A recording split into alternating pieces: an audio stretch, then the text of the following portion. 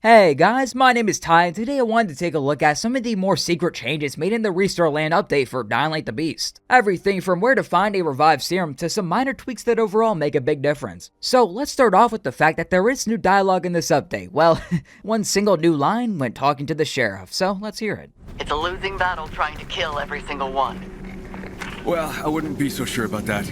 The environment has also gotten some changes, like some of the buildings better stand out and are much more worth exploring. I did notice someone posted a picture in front of the town hall showing a bunch of cabinets everywhere. Yeah, it isn't like this for me, nor have I ever seen this at all before. Maybe survivors tried to build a wall of cabinets and failed miserably. I'm not sure what's going on here. It might straight up be a random event sort of thing, because I heard it was there for a few in-game days for them and then it suddenly disappeared. Or it's just tied to the story, no clue. A lot of the other environment changes are connected to some of the treasure maps you can come across. Treasure map G1 leads to a revived serum, which you can get outside of Restore Land actually. The map for it is located in the safe house where you accept the Yaga quest, and it takes us to the mines, next to where you do the Vengeance's mine quest. I've heard the other revived serum isn't accessible in the normal game, so we'll just focus on this one for today. You'll want to head into here, and then from there you'll want to clear out all the infected because it's gonna get chaotic for a moment. There are new notes left around by some of these survivors that were once there, and I'm sure you can assume their fate. So, after you're done snooping around a bit, you can go turn on the generator, flip the switch and kill everything that comes at you and wait for the elevator. Good luck. When it opens, you'll find some UV bars, scrap, a weapon, and finally a revived serum. I didn't think they would let us use it outside of the new mode, but I'm glad they did.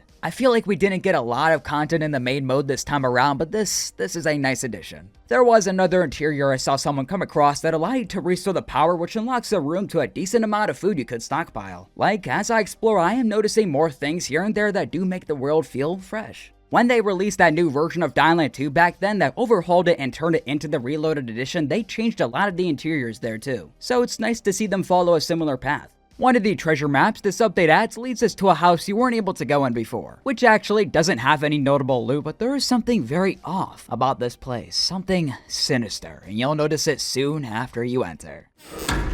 Yeah, this house is straight up haunted. It is no joke, one of the best things in the whole update. You creep through these hallways, reading notes and slowly uncovering the story of what happened to the family here. You have to read a note to find the code, which goes to a safe that has a key inside that of course goes to the door that just slammed in your face. While you're doing this, looking around the house, you're hearing the sounds of footsteps and voices in rooms all around you, making you feel like you're going insane. Once you open the door with the key you find, you realize there's a basement, but if you want to uncover what happened, you need to continue, so you go down and see the boxes of those that lived there before, with the name Wendy completely scratched out. You'll need to find a fuse to turn on the power though, so head towards the storage shelves here and it'll be towards the ground. So once we got that, turn the power back on and here I thought it was over, but it keeps on going. I continued to walk around, checking every room, not knowing what the hell I was going to walk into. Checking behind my back constantly. I love a good horror walking sim, seriously. I don't really feel a lot of fear playing this game in all honesty, but this had my blood pumping. I went back upstairs only for a painting to fall off the wall and reveal a button. Huh, okay. Hitting that makes the shelf move and opens up a doorway that leads into a doomsday room from the looks of it, and it's a tragic scene to witness. The entire family gone, scattered all around the room. The lights flickered as I look around, took it all in, and damn man, they really went all out with this treasure hunt. For as messed up as this all may be, this is the type of environmental storytelling that I love to see, man. It really hits ya. By the way, as you probably know at this point, there's a few things you can interact with in the town hall. One of them now being the guitar. They added that in the latest update. You can now walk up to the guitar and pluck a few strings, for which you'll hear a familiar Dying Light beat.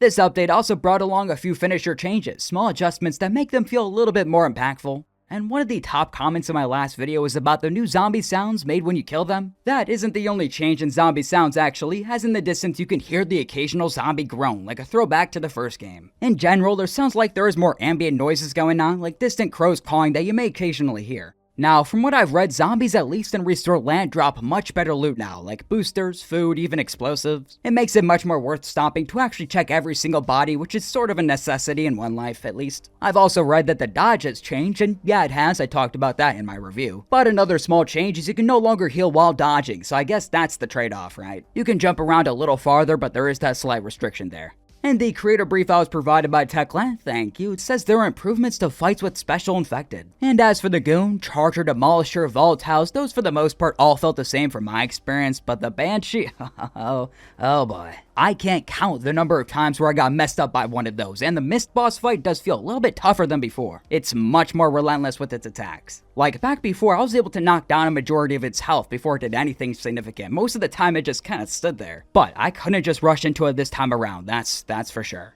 One thing that bothers me with the update is the delay now when you go to open the map. Like, it takes a good second to load up now, never used to do this before. Like, I wonder if this was done for all the 200 markers you could place on the map if you wanted to, I guess. Probably an optimization decision, but it does make it feel clunkier than before, which is not something you want with a new update, so hopefully we see tweaks to that in the future. A member of the community, Tetsu, also noticed a few changes to how the flashlight works. When you use a flashlight in Restore Land, compared to Nightmare mode, it's overall much brighter when it's low battery. And for how dark the nights are, I'm glad for that, to be honest. This update also added the option to store ammo now in your stash, which makes sense as a big part of Restore Land is managing the inventory. This feature is just super convenient for my other saves as well, where I have a stupid amount of one ammo type that's taking up too much space. It's an A+ quality of life improvement, it really is. One feature I've seen nobody talk about is the fact that they added a ping system for co-op as well, which is genuinely super helpful for trying to communicate with random players, like this guy. And with that said, those are many of the secrets found by the Dying Light community. Some really cool additions to the world, really cool changes all around. Like as I mentioned in my review for Restore Land, I may not be a big fan of the mode and its execution, but that doesn't take away from a lot of the smaller things here and there that really are worth appreciating. So what do you guys think? Let me know down below, as that's it from me for today. Feel free to like the video, subscribe if you want to see more, and stop by for the next one, folks. Adios. See you later.